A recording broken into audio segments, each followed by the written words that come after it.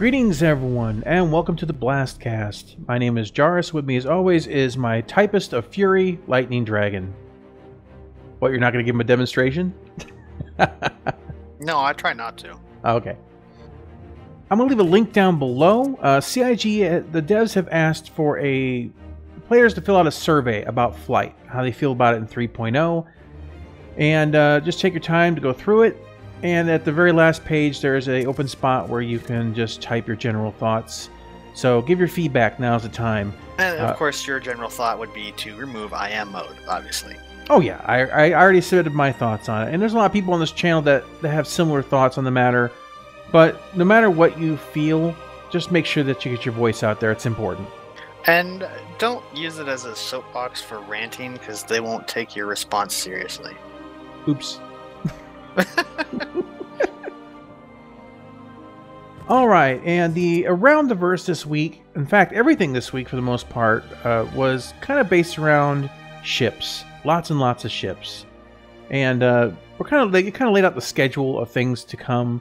The Avenger rework is pretty much done for Squadron 42. They're just going to retool it a bit for the Persistent Universe. So I'm going to make a recommendation for those of you looking to get the Avenger or have been considering it. You may want to snag it now because, and I can't say for certain, but there's chances that the price of the Avenger might go up considering the fact that it's going to be a bit bigger, maybe a bit more powerful. It's really one of the best ships in the game, so if you have just a basic starting ship and you've been thinking of stepping it up to something a little bit more, something like the Avenger, I think that's the best step to move to after a starting ship. I would do it now. The Eclipse is in the final art phase. The Hammerhead they're kit bashing out the remaining interiors. Mustang Alpha rework is in final modeling.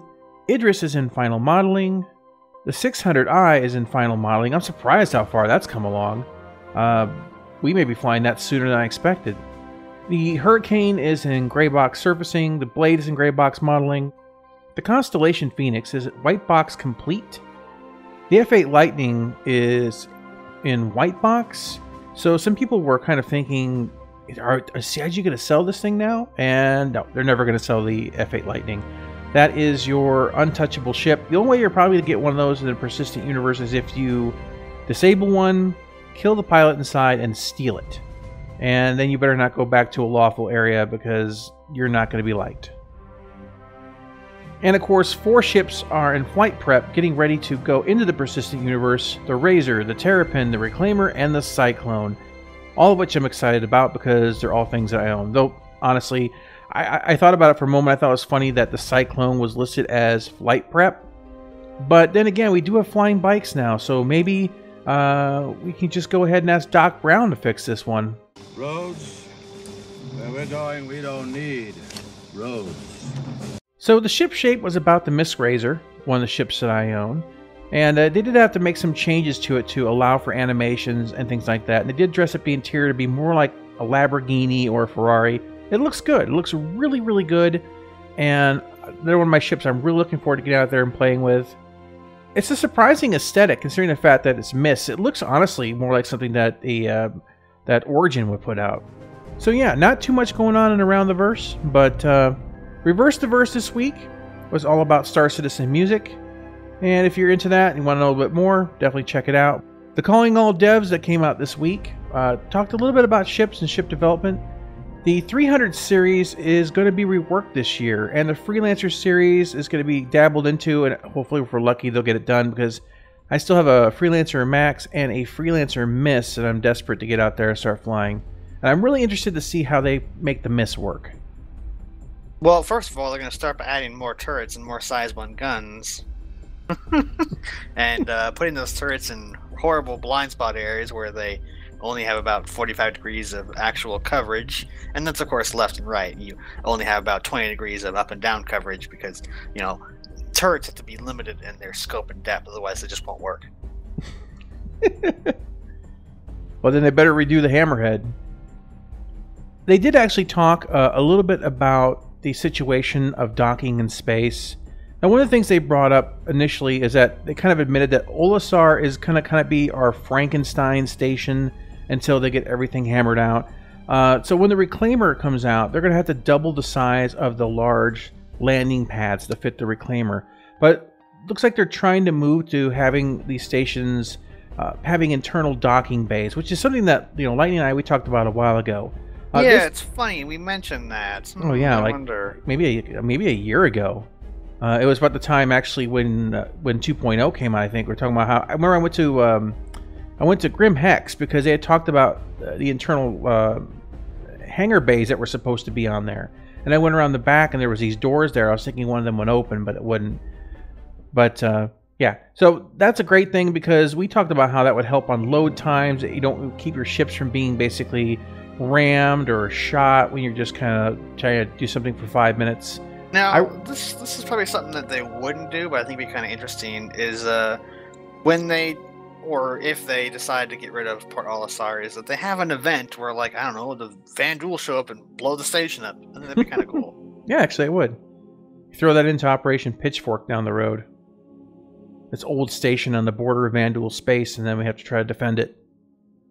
Now, kind of as a personal note, when I was reading the questions about the Nova tank, there was a question and an answer here that kind of bothered me a little bit. So the question was, why should I have a battle tank if nearly no ship can transport it into combat? And the answer was, ground vehicles can already be spawned planetside, and a large proportion of ground vehicles usually never leave the planet they were spawned on originally. Now, I assume I'm not alone in this. I didn't buy my tank to leave it on whatever planet I first use it on. So what they're saying is you have to own multiple tanks across multiple systems. I'm pretty sure that this isn't going to be a problem for the power armor, because it's supposed to fit around the player and be slightly bigger and be transported. Yeah. Well, this goes back to, remember a long time ago when they introduced, they said, "Oh, we have a game changer ship coming out." We found out, of course, that was for making houses, building houses and facilities on the planet. And you were like, "It's going to be a transport thing," and I'm like, "No, it's not." Well, guess what? I was right. Yeah, yes. But the thing is that I was hoping it was a vehicle transporter, because it was becoming very clear to me that having ships that only moved, one vehicle for the ground or whatnot wasn't going to cut it. And now that we have tanks and, of course, all these other kind of military vehicles, rovers, and flying bicycles. So we've got all this stuff. And to me, it seems that what CIG needs to do is come up with some sort of just dedicated landing craft to deploy ground vehicles. Now, of course, if you have something like the Connie or something like that, you can bring your one vehicle with you. But, I mean, if you're going to go out there with your guild or your fleet or whatever you want to call it, and you go down and you're going to assault, I don't know, another fleet. You're going to be out there doing missions, whatever, it doesn't matter. And you want to do a ground assault. Well, the ability to bring down several tanks and everything you need for that ground assault is going to be very, very important. And, well, I just think it's kind of short-sighted not to have something along this lines in development. Now, I hope they do, because we don't know everything. If they don't, get on it. Because it's something that would actually kind of interest me. Not that I don't have enough ships already. I think they'd have to have various stages of this. And I think you'd have like your initial one, which it'd be large, but there wouldn't be much to it. It's basically just like a quote-unquote a flying box. It's a cargo thing big enough for, like a medium tank or heavy tank or something. And that's all it can carry. Obviously, you could instead carry cargo or something, but it's purpose-built to carry transports. It has minimal defenses, very small guns, if any, light armor, light shielding, and its purpose is just, like a safe deployment. Like, oh, okay, we have this big staging area. You bring these things in, and they're cheaper, they're easier to get into and fly because ground vehicles are probably not going to be super expensive. And then obviously you'd step it up from that, and you'd have like maybe a RSI ship, right? Because the Connie style, where you have that overhanging like living area, and instead of the back section being cargo, it's like taller and deeper, and and you can drive like maybe like two vehicles in there. And this is where you get into the heavier armor, better shielding, actual firepower. And this is something you actually would deploy like closer to the front line, maybe middle of the front line, in a rapid response, like, oh, we've got a tank at the base, and we're being attacked over here. This is something you would send over there to reinforce your front lines and stuff. And then obviously you'd have something that's quote unquote the end of the line, which is more like what like an Idris would be, where it's transporting multiple ground vehicles, heavy mechs, big large equipment. And that's something that when you land and deploy it, it pretty much just stops the battle because of all the equipment it can deploy. I see with more and more of these ground vehicles coming out that this is something we may need, but we'll see. There's always new ships coming out, or as people like to put it, new JPEGs to purchase. Indeed, all the JPEGs forever. All right, so that's really about everything for this week on the BlastCast. There really isn't much to talk about this week. It was pretty much just a big ship shape, and though it was really nice to get the updates, I do appreciate that, and I hope to continue to get these updates as we go forward. You know what wasn't on that list? What wasn't on that list? I'll give you one guess. Retaliator? Indeed. I'm good at this. I'm so good at this. You're the master at guessing. I am. I'm gonna go ahead and start applying for game shows right now. Indeed. So this week on Explore the Verse, we go out and I finally get a chance to be a turret gunner. So it was all your hopes and dreams ever come. It was. That'll be out Thursday, and on the playlist on Sunday.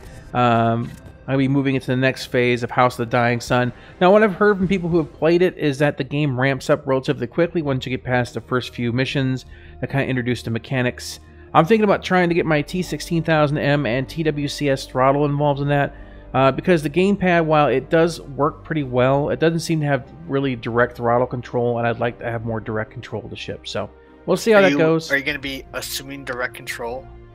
I certainly hope so, because I felt a little out of control using the gamepad on that. So here's hoping. All right, guys. Well, we'll catch you in the next one. Hopefully there'll be more news, but there's no point of dragging this on. So we will see you in the next one. Leave comments down below, and have a good day. That's a good way to end it. Later. Bye-bye.